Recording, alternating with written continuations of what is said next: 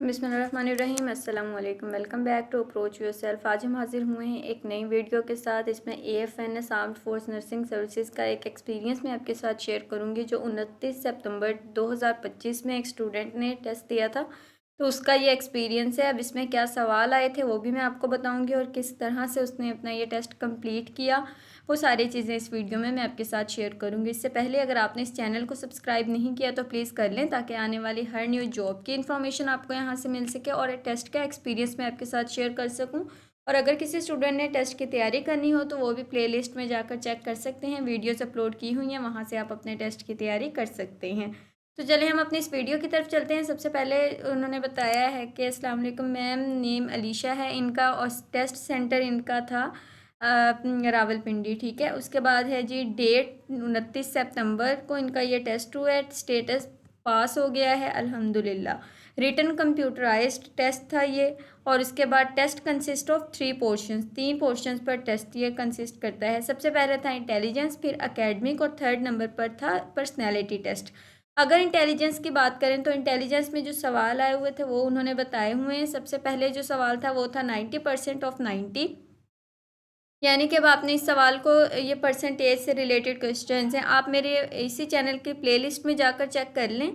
वहाँ पर verbal intelligence के ऊपर एक बना हुआ होगी एक प्लेलिस्ट। ठीक है, उसमें टॉपिक वाइज आपको ये सारी सीरीज़ मिल जाएगी, वहाँ से आप अपने टेस्ट की तैयारी कर सकते हैं। 90% ऑफ 90 एक ये सवाल था, फिर स्नेक वाला एक सवाल आया हुआ था, और उसके बाद है जी नंबर सीरीज़ थी कुछ, और ब्लड रिलेशन से रिलेटेड कुछ क्वेश्चन थे। वर्बल वही था जो नोट्स शेयर किए गए थे और जो प्रैक्टिस करवाई हुई थी। ठीक है, उसके बाद है जी, अच्छा ये नोट्स भी मैंने वही बच्चों को, स्टूडेंट्स को शेयर किए हैं जो इस चैनल के ऊपर वीडियोस अपलोड की हुई हैं, साथ समझाया हुआ है, तो आप अपने कॉन्सेप्ट यहाँ से क्लियर कर सकते हैं। फिर है नॉन वर्बल्स की बारी आ गई, जिसमें डायरेक्शन बेस्ड क्वेश्चंस थे, ट्रिकी थे ये, और कुछ टफ भी थे, बट उनके ईजी थे जिन्होंने कॉन्सेप्ट समझकर और अच्छी प्रैक्टिस की थी। नॉन वर्बल 50% प्रोवाइडिंग मटेरियल में से ही थे।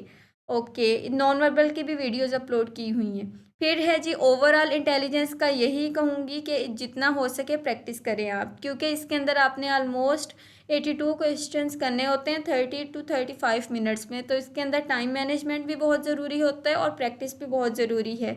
उसके बाद है जी नेक्स्ट पोर्शन की अगर हम बात करें तो एकेडमिक, जिसमें फ़िज़िक्स के न्यूमेरिकल्स आए हुए थे, और ये जो वैल्यूज़ थी वो बुक वाली नहीं थी, कुछ चेंज थी, बहुत मुश्किल से किए मैं तो। डायमेंशंस, इसमें डायमेंशंस भी थी। ठीक है, उसके बाद है जी टॉर्क का पूछा हुआ था। अब जो जिस टॉपिक में से सवाल आया हुआ है ना, आपने वो टॉपिक अच्छे से करना है, क्योंकि वहाँ जिस टॉपिक से सवाल आया होता है वो टॉपिक इम्पोर्टेंट होता है। न्यूटन्स लॉ का पूछा हुआ था, कॉन्सेप्चुअल भी थे, ओवरऑल फिजिक्स के 10-11 क्वेश्चंस थे, बायोलॉजी के 3 to 4 थे, और इसमें मुझे टफ लगे एक एपिकल मेरिस्टम और में से भी सवाल आया हुआ था। ठीक है, तो आप इस चैप्टर को कर लीजिए, एक एनिमल किंगडम से था।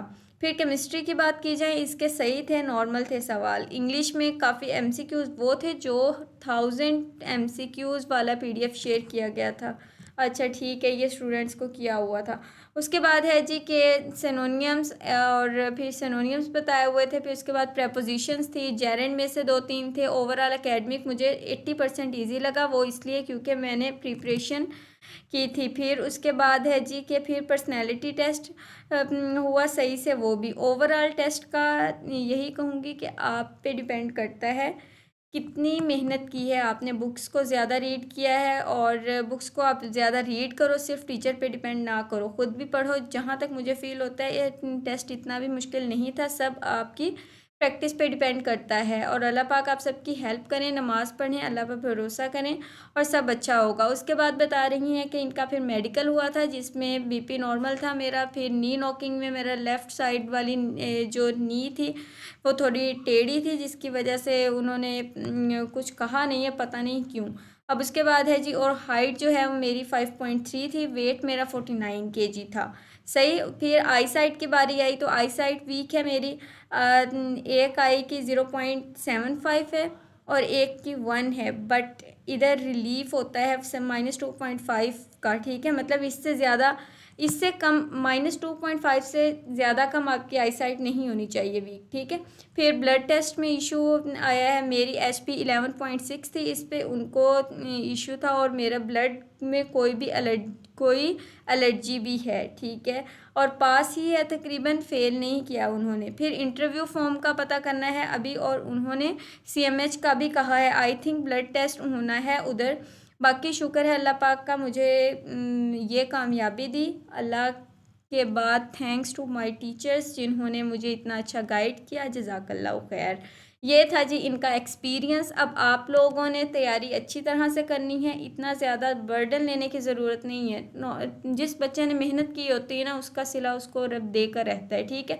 अब कोई ऐसा बच्चा है कि जिसको लगे कि बायोलॉजी है, अगर वो बायोलॉजी में एक एक चीज़ करता है, उसमें से कुछ भी स्किप नहीं करता, तो ऑब्वियस सी बात है कि उसका टेस्ट क्लियर होगा, और उसको कॉन्सेप्चुअल तरीके से प्रिपेयर करता है, यानी हर लिहाज से। तो ये चीज़ें होती हैं। अब जो बच्चे आकर कहते हैं कि बुक में से तो कुछ आया ही नहीं था, इसका मतलब है कि उन्होंने बुक खोली ही नहीं थी। भाई जब तक आपको उन्होंने सिलेबस दिया हुआ है, तो इसका मतलब है कि वहीं से ही टेस्ट आना है। लेकिन ये स्टूडेंट जो आकर बताते हैं कि भाई हम लोगों को सिलेबस में से तो कुछ आया नहीं था, पता नहीं कहाँ से आया हुआ था, मतलब कि फिर आप खुद ही घूमे हुए हैं, आपको खुद को ही नहीं पता। तो प्लीज़ अपनी तैयारी करके जाया करें। आप अगर आपको ये चांस मिला हुआ है तो इसको वेस्ट मत कीजिएगा। इसके साथ ये है कि व्हाट्सएप चैनल का लिंक मैंने डिस्क्रिप्शन में दिया हुआ है, आप प्लीज़ सब उसको फॉलो कर लीजिएगा। Wishing you good luck. अल्लाह हाफिज़।